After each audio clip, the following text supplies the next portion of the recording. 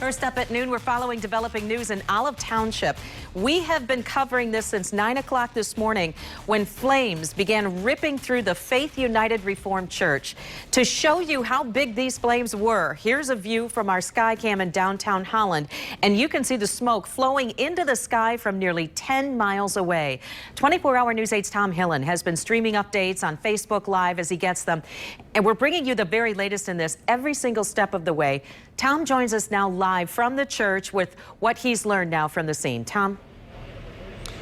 Well, good afternoon, Susan. Mostly calmed down here now. You can see the firefighters have stopped spraying water, or they're spraying still a little bit over here just to kind of keep it cool, looking for some of those hot spots. But you can see the area that you're looking at right now, this was the sanctuary of the church. This is where the members would come and they would worship every single Sunday morning.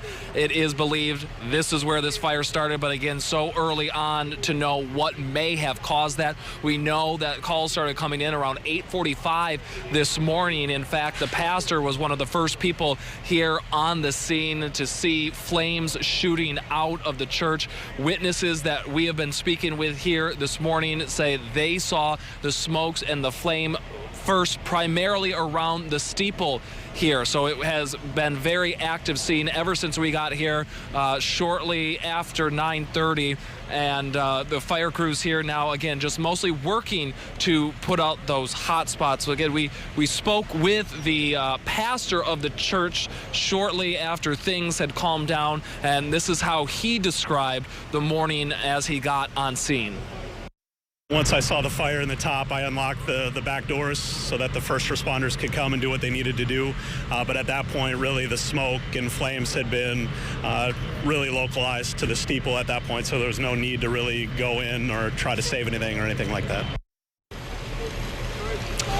Now, we do know that this church was equipped with a firewall, and that helped prevent likely this fire spreading even more. So it looks at this point as the damage to the gymnasium, which is behind where we're looking now, may be limited. Obviously, there will likely be some smoke and possibly water damage to that area. They still haven't been able to get in to assess that. But again, the sanctuary here destroyed at this point. It was a very emotional scene out here as the morning progressed. Members started to show up here. You know, keep in mind, some people got married here. Some people said their final farewells to their loved ones here. So as those people began to show up here on scene, it got very emotional. And we have a unique story that we'll be able to tell you later today. 24-hour News 8's Evan Dean is here. He spoke with a woman who she and her late husband had donated the shovel that the church used to break ground on this church back in the late 90s. Well, late this morning, that shovel was pulled from the rubble here, still encased in the casing that had been placed around it as they were preserving it here at the church. So Evan Dean spoke with her. You'll hear her story as well as other stories from members here at the church. Look for his reports tonight at 5 and 6. For now, reporting live from West Olive, Tom Hillen, 24-hour News 8. And Tom, I know that we've been reporting this and you've been on the scene all day. Were there any injuries reported in this fire today?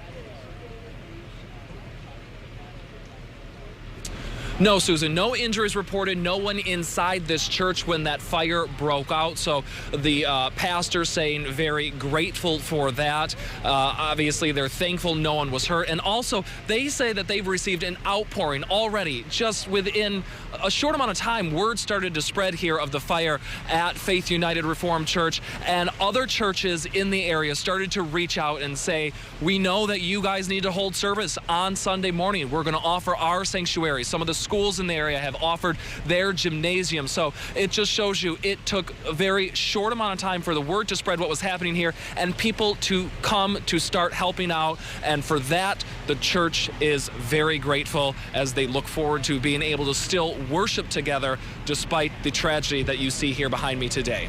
Okay, Tom Hillen reporting live all morning. You can see still putting water on some hot spots there. Tom, thank you for the live report. We'll have a lot more on 24-hour News 8 at 5. In less than 24